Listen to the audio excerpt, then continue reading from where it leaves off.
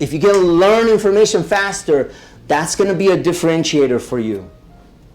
Because nowadays, they're going to be able to automate almost everything that you do for your job.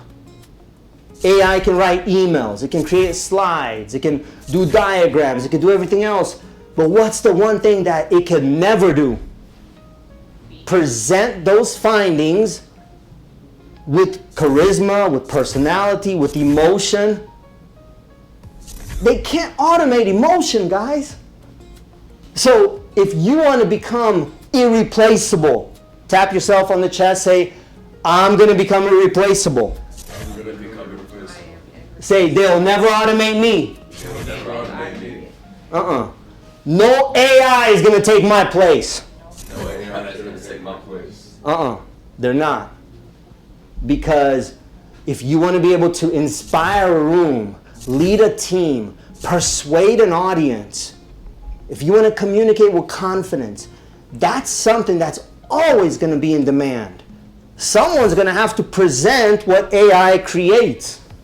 Who's going to be the presenters, the trainers, the speakers, the leaders? Is it going to be you? Or are you expendable? Because if I got two different people, if I'm a hiring manager, I got two different people, equal skill sets. One has a lot of charisma and the ability to get people to follow them, and then one is just kind of playing it safe. Who do you think I'm going to go for? Charisma. I could put that person in a leadership position. I can duplicate that person's talent. They can teach my brand. They could, of course. So a lot of you got to be thinking about, as AI is coming, this is the one skill you got to invest in. Communication skills. This is the one skill, guys. Trust me, you're in the right room today. Okay, so that's a great question. What other question do we have? Questions? We're in the Q&A portion right now. Just want to give you guys an opportunity to ask questions. Sometimes I could get a little long-winded, but I try to drop some nuggets along the way. Hopefully, we're picking up a couple things, because it's not so much about techniques. Technique is 20%. It's more of the rub-off effect. You feel the energy. You see the emotion. You're like, okay, I'm here live. How many people you've seen some of my YouTube videos?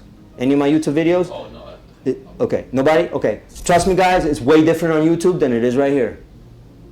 But for the folks at home, you can't tell. You just can't tell. But there's something felt when you're live and present in the moment. And on YouTube, it's just not the same. It doesn't translate. Why? I'm just curious. I don't know. Why is participating in network events so important? Because I also have accounting software, and I also help other businesses automate. So it's SaaS as a service, and then it's also giving someone access to a solution that they potentially need. Are you getting a lot of business through networking? I do have more relationships with regards to, it helps build my online community. So if I'm able to connect with more instructors, I can offer more resources to the community. So I need to kind of weed through like who knows what and who doesn't. And I want to be more in alignment with synergy versus just, oh, I looked you up, you seem really cool, like I really desire to meet with you. Because I want you to support others and mentor others, and it's not just like one-sided. It's meant to be two ways. But you work with people you like. You work with people you actually have synergy with. You don't want to just be like, oh, you do this, and come talk to my community. If I don't like you, I don't want to work with you. Yeah, I mean, listen, there's a lot of ways to skin a cat. So I personally, I don't participate in network events unless I'm a speaker. Because I feed off the energy of the crowd, and I only do one-to-many type of marketing. Everybody say, I gotta become findable. You gotta become findable, so let them come to you. Now, there is something to be said, like sometimes you can't avoid it, and then sometimes they're actually a lot of fun. So then if you said you're already present, you're already active listening, you're doing all the right things, sometimes we're generic, meaning like we'll just ask kind of like boring questions, like, hey, how's the weather? You ever been to this event before? Yeah, It's pretty cool. I think that, we just talk, it's just surface. So people want something deep, something real. And then maybe that's part of it too, is like, I know I'm just keeping it a little too surface and it's boring and I'm bored, they're bored, and it kind of sucks, so I don't know, maybe that's part of it, but I really don't know. My first instinct would be to say, create more content to become more findable. Let them come to you, let them join your communities.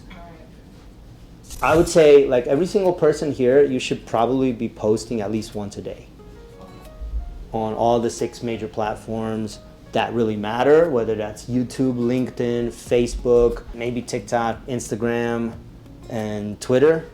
X, whatever. Like, that is a good advice for everybody. And don't just make a little quotable, like, oh, here's a little graphic picture with the slogan, here's my thing that I did, like, try to make it like video. Video is king. In the world of creating content, video is king. And right, am I right? Video is king, right? People like videos. And the only way that you're gonna, like, cut through that noise is to become so good where they can't ignore you.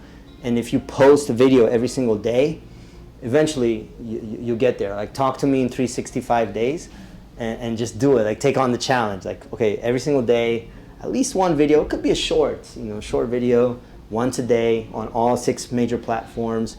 Do that for a year, and then see if that doesn't grow your community more than just participating in a network event. Because everything has like a bandwidth, meaning I don't have unlimited shots on goal. I only have time and energy for a certain amount of things, and usually it's less than what we think. We are greedy. We're like, I want this, I'm gonna do this. No, you ain't gonna do none of that. You're gonna do maybe 1 of that or 2 of that, but you're not gonna do all of it. Because guess what? Life will get in the way. Something will happen, and then you're like, no, we think we could do all these things. We're not robots. We're not like, don't even try to program your life to the minute. Like, we don't operate like that. Life will get in the way. You could do a few things. So if I schedule a network event for that Tuesday evening, that could have been 2 hours where I could have been doing some type of a live webinar, or with video though, where they see me. Don't just throw a slide deck type of webinar, because that's not personal. I could do a live Zoom call. That's what I was doing during COVID. Zoom for the world. I was like, it was awesome. Zoom for the world.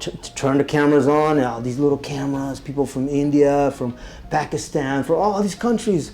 It was awesome, guys.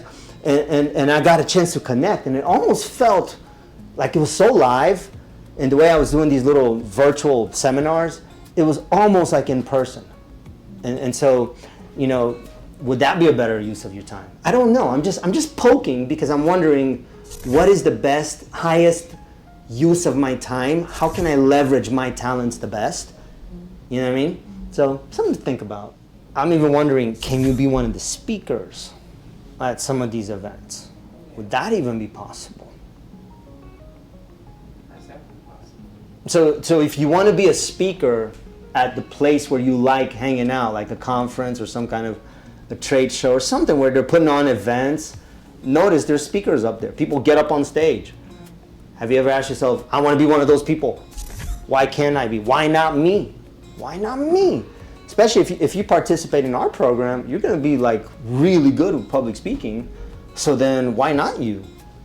And then so the person that you want to reach out to, if you want to be one of the speakers, because trust me, if you start speaking in front of groups, oh boy, they're going to blow up your business. Opportunities will come to you from all types of angles. Just because you're up there doing something that's very difficult in most people's eyes. 93% of the population struggles with public speaking anxiety. 93. So most people, when they see you up there doing pretty good, you're comfortable up there, they're going to be like, man, they have that. It's kind of like a rock star effect. Not that level, but like kind of. I'm just saying it's a smaller version of that. So here's the person that you want to reach out to.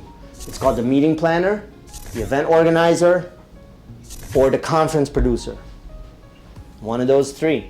Reach out to them, and usually they're going to want to see some type of footage of you speaking in front of a group.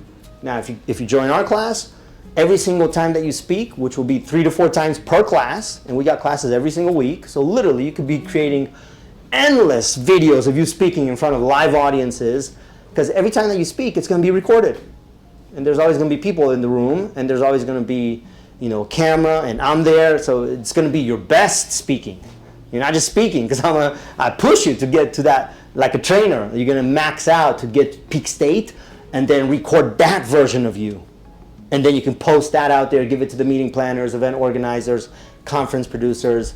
So when they see someone with like, damn, this person's got it, then they're going to be like, hey, yes, we'd love for you to come be one of those speakers. Real estate workshops, seminars, summits, those type of things, they're happening all the time. So yes, it's a very, very good way to grow your business.